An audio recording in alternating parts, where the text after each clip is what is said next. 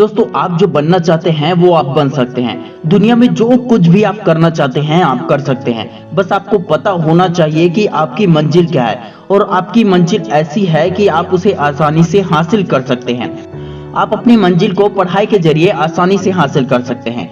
इस वीडियो में मैं आपको बताऊंगा कि आप पढ़ा हुआ क्यों भूल जाते हैं, आप पढ़ा हुआ कैसे याद रख सकते हैं और पढ़ने का सही तरीका क्या है जिससे आप हमेशा याद रख सके।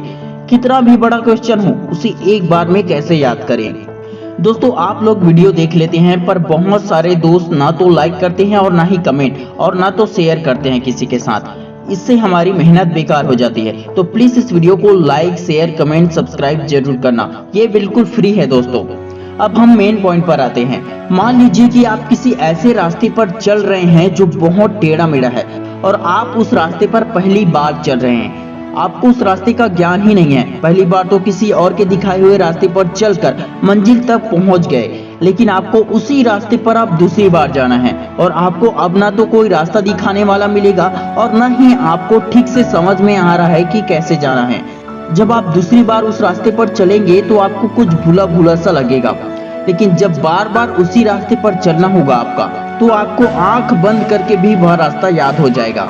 ठीक इसी प्रकार दोस्तों हम किसी बुक या चैप्टर को सिर्फ एक बार पढ़े होते हैं और वो हमें ठीक से समझ में नहीं आता है तो दूसरी बार पढ़ने पर हमें कुछ भूला भूला सा लगता है, लेकिन जब दूसरी और तीसरी बार कोई भी चैप्टर याद करते हैं तो समझ में आ जाता है और बार बार पढ़ने पर वह चैप्टर हमें आंख बंद करके भी याद होने लग जाता है।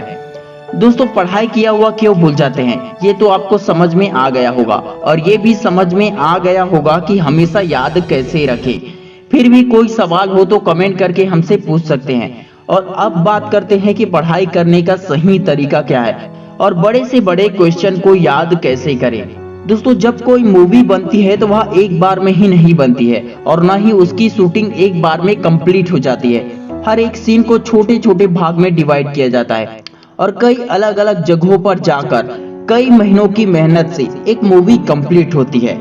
इसी तरह पढ़ाई करने बैठे तो कितना भी बड़ा क्वेश्चन हो, कितना भी मुश्किल क्वेश्चन हो, उसे देखकर डरे नहीं बल्कि उसे आसान समझे और हर एक क्वेश्चन को छोटे छोटे भाग में डिवाइड करके पढ़े। जैसे कि एक ही टॉपिक में आपको परिभाषा, सिद्धांत, कार्यविधि और कंक्लूजन या फिर उपसंहार लिखना या पढ़ना हो तो परिभाषा या सिद्धांत याद करने से पहले आपको कार्यविधि समझना चाहिए, क्योंकि कार्यविधि समझ गए तो परिभाषा आसानी से याद हो जाएगा। सिद्धांत एक बार में ही समझ में आ जाएगा और उसके कार्यविधि के अनुसार आप उपसंहार या फिर कंक्लूजन अपने शब्दों में लिख सकते हो। दोस्तों आप लोगों को कुछ हद तक तो समझ में आ गया होगा कि बड़े से बड़े क्वेश्चन को कैसे याद किया जाता है या आप कैसे याद रख सकते हैं। इस वीडियो में हमने 3 टॉपिक कवर किया कि आप पढ़ा हुआ क्यों भूल जाते हैं, आप पढ़ा हुआ याद कैसे रख सकते हैं और आप किस तरह से बड़े क्वेश्चन को याद रख सकते हैं। आपका कोई भी क्वेश्चन हो तो हमें कमेंट करके जरूर बताएं और वीडियो हेल्पफुल लगा हो तो प्लीज इस वीडियो को लाइक करके ज्यादा से ज्यादा दोस्तों के साथ शेयर कीजिए, क्योंकि ये काम की वीडियो है।